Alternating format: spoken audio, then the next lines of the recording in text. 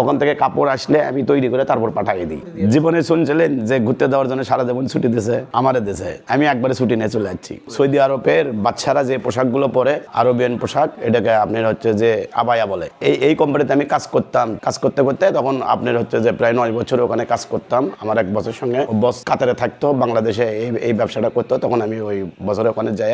মূলত আমি আগে দর্জি কাজ করতাম। দর্জি কাজ করতে করতে তখন আমার একটা অপারেশন হয়, বার করে দিয়েছিল। আমরা 10-12 জন এক জায়গায় ঘুরতে গেছিলাম। ওই জন্য তো আমাকে বলছে তুমি ঘুরতে গেছো ওখানে, আমাকে বলে গেছিলা। আমি বললাম যে না, তাহলে তুমি হচ্ছে যে ছুটিতে যাও। তখন আমি যখন ছুটি দিয়েছে তখন আমি একবারে ছুটি নিয়ে চলে যাচ্ছি। ঢাকা শহরে করতাম, বগুড়াতে করতাম, তারপর সিলেট, চিটাগাং, বিভিন্ন জায়গায় আমি দর্জি কাজ করতাম। আমি প্যান্টের কারিগর ছিলাম। একজনের পেটের আমার অপারেশন ছিল, তারপরে আমি ওখান থেকে চলে যাচ্ছি। চলে আসার পরে তখন বেশ কয়েকদিন 3 মাস পর আমি হচ্ছে রেস্ট নিয়ে তখন সিএনজি চালাই। সিএনজি চালাতে চালাতে ওই আমার এক পাশের গ্রামের একটা বড় ভাই ছিল, কাতারে থাকতো। ওই আবায়ার কোম্পানি ছিল ওনার, উনি তখন ওখানকার সেলম্যান ছিল কাতারে। ওই সিএনজি করে নিয়ে যেতাম, ফোন টোন দিত যে কই আসো, ভালো কি মন্দ, ঠিক আছে আমাকে নিয়ে যাওয়া লাগবি। উনি আসে ঘুরতে ফিরতো। তখন আমি যখন দেখি ওই ওনার কোম্পানি এটা, ওই লোকটা আমাকে পছন্দ করছে। কথাবার্তা চলাফেরাই ঘুরতে ঘুরতে ওনার সঙ্গে ভালো একটা সম্পর্ক ছিল। তখন আমি তখন ওনাকে বলছিলাম এই কাজটা আমরাও পারবো, ঠিক আছে? এতে তুমি পারবা? আমি বললাম হ্যাঁ পারবো আমরা, সমস্যা নাই, তো আপনি শুধু আমাকে দেখাই দিন, আমরা করবো। তো বলছে ঠিক আছে, তাহলে হচ্ছে যে ছেলে পেলে ব্যবস্থা করো। সর্বপ্রথম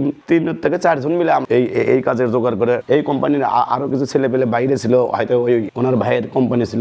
তো ওই জায়গাতে বাদ দিয়ে বাসায় বসেছিল। তখন ওই 2-3 জনকে দিয়ে তখন আমি কোম্পানি খুলি। এটা 2-3 জন কাজ পাইতো তর্ক ওনাদেরকে নিয়ে এসে প্রায় আমরা 1 বছর ধরে মনে করেন যে কাজ করি, টুকটাক করে একটু হালকা করে। নতুন কারিগর 1 বছরের ভিতরে আমরা কারিগর প্রায় 50 জন 60 জন তৈরি করছি ওখানে। যে 3 জন কাজ করতে ওদেরকে শিখাইছি। আমার হাতে আরো ছেলে পেলে আসলো, যে 3 জন, ওরাও করতো, জানতো। নতুন গুলো যেগুলো বেকার ছেলে পেলে থাকতো, এদেরকে নিয়ে যায় ওই মূলত কাজটা শিখাইছি। এগুলো শিখাইতে ম্যাক্সিমাম আপনার 1 মাস লাগে। এই কাজ তো সম্পূর্ণ হাতের কাজ, তো 1 মাস লাগে। একটা আবাই তৈরি করতে 7 জন লাগে, সব সম্পূর্ণ হাতের কাজ, মেশিন টিশিন নেই, সম্পূর্ণ হাতের কাজ। হাতের কাজে সময় লাগে। ওদের একটা আছে মনে করেন যে হেলার কাজ একটা আছে সর্বপ্রথম, তারপরে আছে মনে করেন যে তুপকের চিপ করে বলা হয় ওটা একটা, তারপরে বুরুজ হয়, তারপরে আপনার হচ্ছে যে মাকসার হয়, তারপরে যে আপনার হচ্ছে যে বর্দাগ হয়, তারপর সেলালা করা লাগে। একটা হেলার কাজ আছে একদিনে একটা করতে পারে, তারপরের যে ধাপ আছে আপনার হচ্ছে তুপকার চিপ, এটা আপনার হচ্ছে যে 2 দিন লাগে। যেটা বুরুজের কাজ, এটা আপনার এই জন্য 7 জনের হাতে দিয়ে একদিনে মাল তোলা যায়।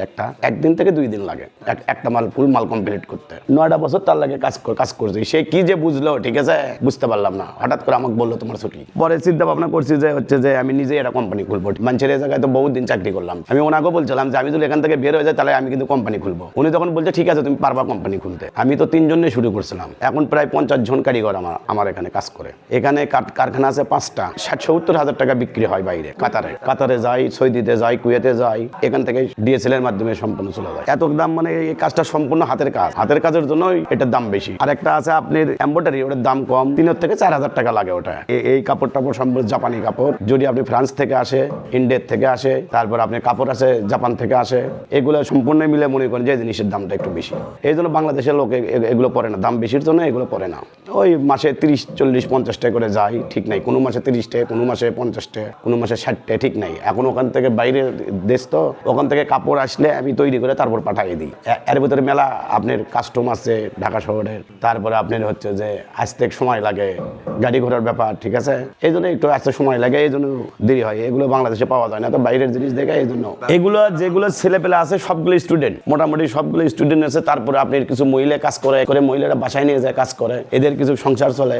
আগে হয়তো কাজ করে পাচ্ছাম হয়তো মাসে 20-30 হাজার টাকা, এখন 50-60 হাজার টাকা থাকে মাসে। আমার আলহামদুলিল্লাহ 50-60 হাজার টাকা থাকে ইনশাল্লাহ। বাংলাদেশের যেগুলো হাজি আছে এরা তো সৌদি আরবে, কাতারে যায় এগুলো পোশাক নিয়ে আসে, ইমাম টিমাম আছে, কিন্তু সেগুলো দেখি দাম কম। তারপরে এমব্রয়ডারি, ঠিক আছে, এগুলো জিনিস ভালো না। আমি চিন্তা ভাবনা করছি বাংলাদেশের আমি হাতের কাজেরই কিছু কম দামে, কম রেটে আমি বাংলাদেশে হাজিকে ইমাম সাহেবরা আছে, এরা যাতে আমার প্রোডাক্ট যাতে পড়তে পারে, বাইরে থেকে কোনো পোশাক নিয়ে আসতে হবে না। আসলে এই কালারটা হয় আপনার 4 প্রকার। প্রথমে একটা হলো আপনার সাদা হোয়াইট, কাপড়টা আরবি ভাষায় বলে মনে করেন আজগর কালার, আর একটা বলে কালো, আর একটা উদি কালার আছে। কাপড়টার নাম হলো আপনার বাংলাদেশি ভাষায় তো আবায়া বলেই আমরা বাঙালিরা চিনি। মিডল ইস্টের যে আপনার দেশগুলো নিয়ে আপনার এই কাপড়টার নাম হলো বেস্ট।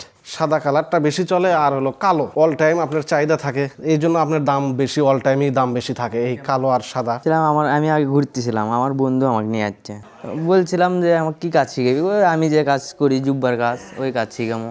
আগে থেকে জানতাম, আমাকে বাড়ির ওখানেও যে আছে আরো কোম্পানি, একসাথে ঘুরেছিলাম, যে বসে থেকে ঘুরেছিলাম কি করবো, কাজ করেছিলাম। আমি বললো যে চ আমার সাথে চ, আমি যে ঘোরাফেরা লাভ আছে, কাজ করা লাগবি তো। এখন কামাই কাজ করে কি অক দিয়ে আমি অক তো দিই না, নিজেই খাই।